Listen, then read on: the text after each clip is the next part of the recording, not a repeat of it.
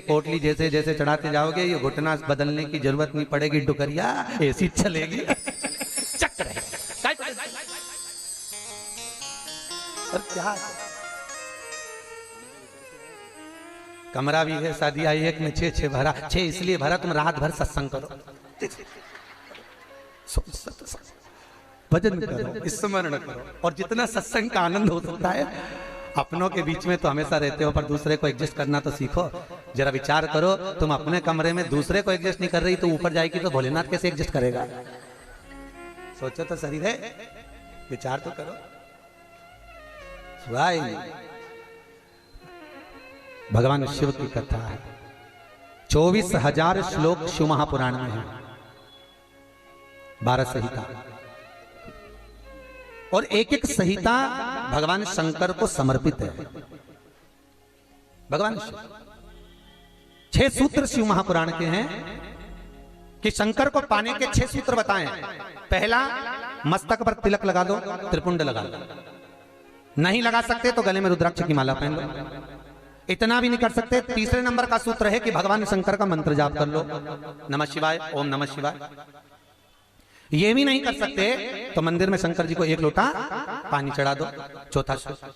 5वां सूत्र है, इतना भी नहीं कर सकते तो किसी शंकर के मंदिर के पास में से निकल कर चले जाओ तो शंकर के मंदिर का शिखर का दर्शन हो जाएगा, शिखर दर्शनम सर्व पाप नाशनम, बस उतना भी बहुत है। ये 5। और 6ठे नंबर का सूत्र है, अगर इतना भी नहीं कर सकते तो पूरी जिंदगी में अगर 12 ज्योतिर्लिंग पर पहुंचकर शंकर की कथा को सुन लोगे तो फिर दूसरा जन्म नहीं होता। ये 6 सूत्र शंकर को पाने के हैं, भगवत भक्ति को पाने के हैं, भगवत रसतत्व को पाने के हैं। 6 सूत्र है, शंकर का अनुमोदन करें। ऐसी कौन सी भूमि है, ऐसी कौन सी जगह है जहां शंकर नहीं है? हर जगह, हर तत्व में, कण कण में, हर जगह पर वही तो समाया है। बस हमारे नेत्र परखैया नहीं है, इसलिए हम पहचान नहीं पाते। बहुत दुनिया के लोग बहुत कम पहचान कर पाते हैं। बस अंतर तब आता है एक घर के बुजुर्ग माता पिता को और एक परमात्मा को लोग अंतिम तक नहीं पहचान पाते। अंतिम तक बहुत कठिन। माता पिता सब कुछ दे देते हैं बच्चों को। एक सास अपनी बहू को जब पसंद करके आती है, जो सास कभी अपनी देवरानी जेठानी की एक अंगूठी नहीं दे, वो हाफ सेट दे के आ जाती है। सोचो जरा, विचार करो। खुद कैसी भी साड़ी पहने पर बहू को एक से बढ़कर एक चढ़ावे में चढ़ा देती है, तैयार होने का डब्बा भी देती है, नंबर की चप्पल भी देती है, सब कुछ देती है। शादी नहीं होती उससे पहले ना जाने कितना सास बहू को दे आती है। कितना विश्वास सास का बहू पर होगा। और बहू जब पहली विदाई में घर से सास के यहाँ से जाती है तो अलमारी में ताला लगा के चाबी घर ले जाती है। सोचो, सास ने कितना विश्वास करा, सब कुछ दे दिया, और बहू ने ऐसा विश्वास करा कि चाबी तक बटोर के पहली विदाई में ले गई। पहली विदाई क्यों? क्योंकि नंदे आई है, डोकरी निकाल के ना दे दे। विश्वास कहां, भरोसा कहां, पूर्ण तक कहां है? भगवान शंकर की कथा कर रही है। 6 सूत्र में से अगर एक सूत्र भी भगवान शंकर का आपकी जिंदगी में आ गया तो जीवन का आनंद देने वाला हो गया।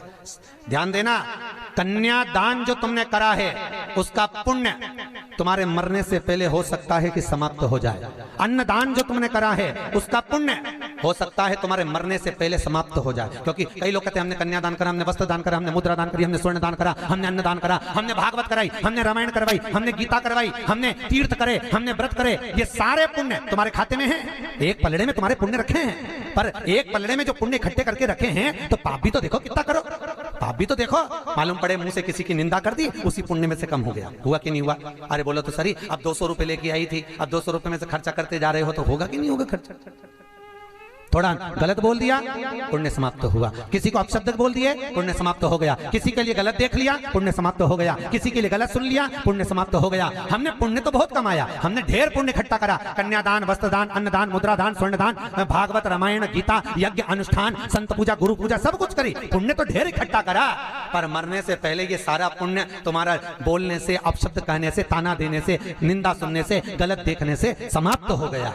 पर शिव महापुराण की कथा कहती है सारे पुण्य तुम्हारे मरने से पहले भले समाप्त हो जाएंगे, पर शिव महापुराण की कथा यदि तुमने भूल से भी 5 मिनट की भी सुन ली तो वो जिंदगी भर अटल और अमर हो जाती है, वो कभी समाप्त नहीं होती। शिव महापुराण की पुण्य कभी समाप्त नहीं होता, शंकर का किया हुआ पुण्य कभी समाप्त नहीं होता।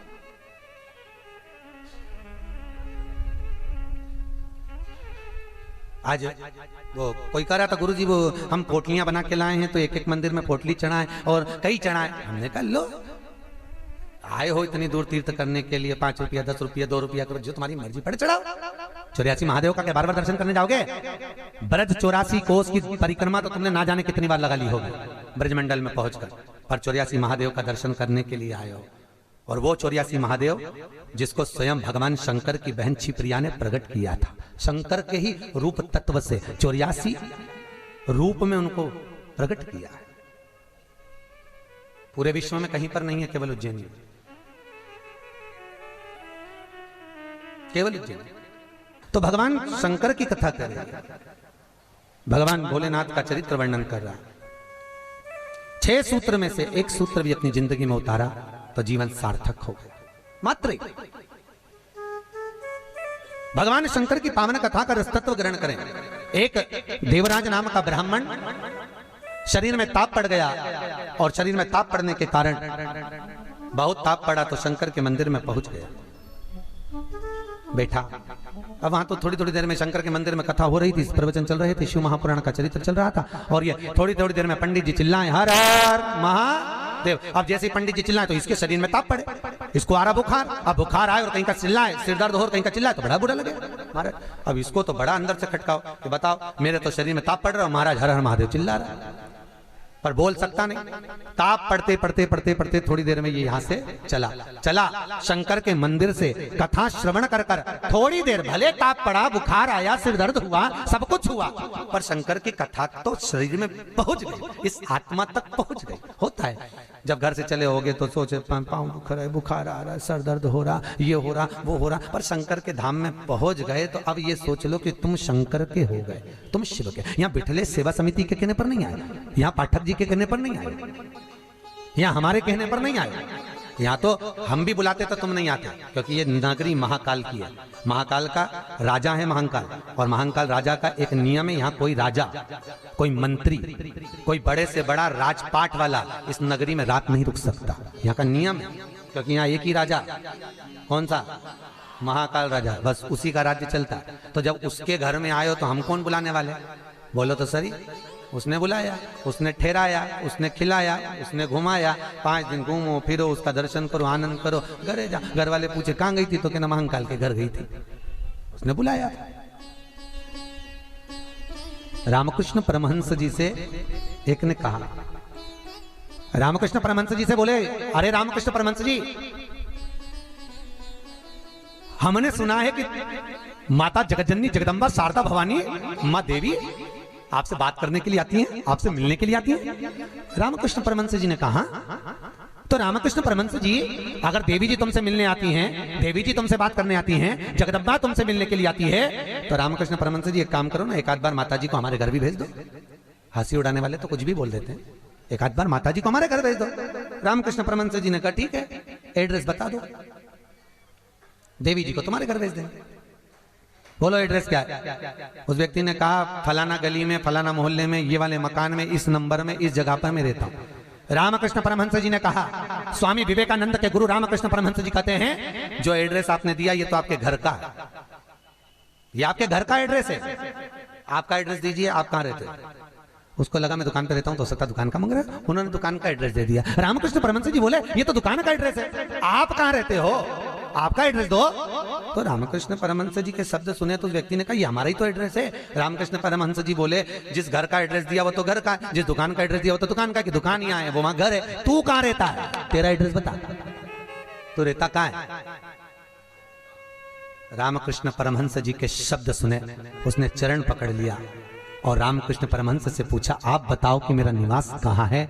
रामकृष्ण परमहंस जी कहते हैं, इस शरीर का आखिरी निवास तो शमशान है, मनुष्य वहां निवास करने वाला है। बस ये आत्मा परमात्मा के चरणों में रहे और शरीर आखिरी में वहां पहुंच जाता है, आखिरी में।